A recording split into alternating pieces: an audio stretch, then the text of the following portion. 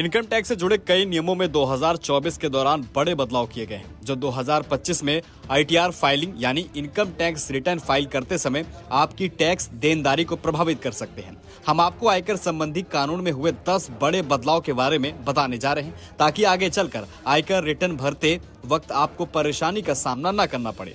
Budget 2024 में वित्त मंत्री निर्मला सीतारमण ने इनकम टैक्स स्लैब में बदलाव का ऐलान किया है। नए टैक्स सिस्टम के तहत सालाना 3 लाख से 7 लाख रुपए की आय पर 5% टैक्स लगेगा।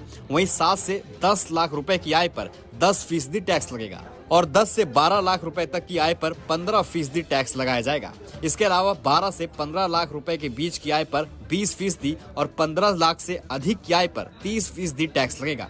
इस बदलाव का लाभ उठाते हुए वेतन भोगी कर्मचारी सालाना 17,500 रुपए तक आयकर बचा सकेंगे। वहीं स्टैंडर्ड डिडक्शन की लिमिट में बढ़ोतरी की गई है। नए टैक्स रिजीम में स्टैंडर्ड डिडक्शन की सीमा 50,000 रुपए से बढ़ाकर 75,000 रुपए कर दी गई है। पारिवारिक पेंशन धारकों के लिए ये सीमा 15,000 रुपए से बढ़ाकर 25,000 रुपए की गई है। वहीं एनपीएस योगदान की सीमा भी बढ़ी है। अब नए टैक्स रिजीम के तहत एनपीएस में नियोक्ता के योगदान पर 14% तक डिडक्शन का दावा किया जा सकता है। पहले ये सीमा 10% थी। ये क्लेम इनकम टैक्स के सेक्शन 80 CCD 2 के तहत किया जा सकता है।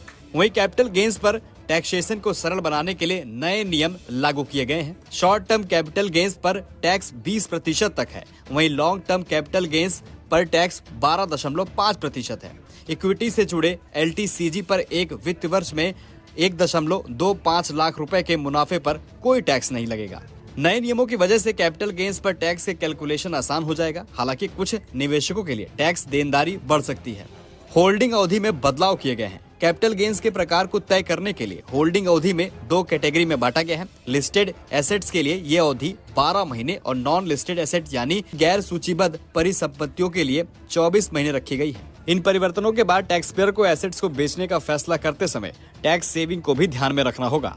वहीं कुछ इनकम पर टीडीएस दरों को पहले से आसान किया गया है। इससे कटौती कम होगी और टैक्स पेयर्स को लाभ होगा। हालांकि वेतन, virtual digital assets, lottery, racing, अचल संपत्ति के ट्रांसफर, कॉन्ट्रैक्ट्स और नॉन रेजिडेंट्स को किए गए भुगतानों पर टीडीएस में कोई बदलाव नहीं हुआ है। अब कर्मचारी अन्य आय सोर्स या खर्च पर डिडक्ट हुए टीडीएस, टीसीएस का क्रेडिट लेकर अपने वेतन पर काटे गए टीडीएस को कम कर सकते हैं। टीसीएस क्रेडिट का लाभ होगा। अब माता पिता अपने बच्चों के विदेशी शिक्षा शुल्क पर लगाए गए टीसीएस का क्रेडिट अपने नाम ले सकते हैं। ये नियम 1 जनवरी 2025 से लागू होगा। वहीं लग्जरी वस्तुओं पर भी टीसीएस है।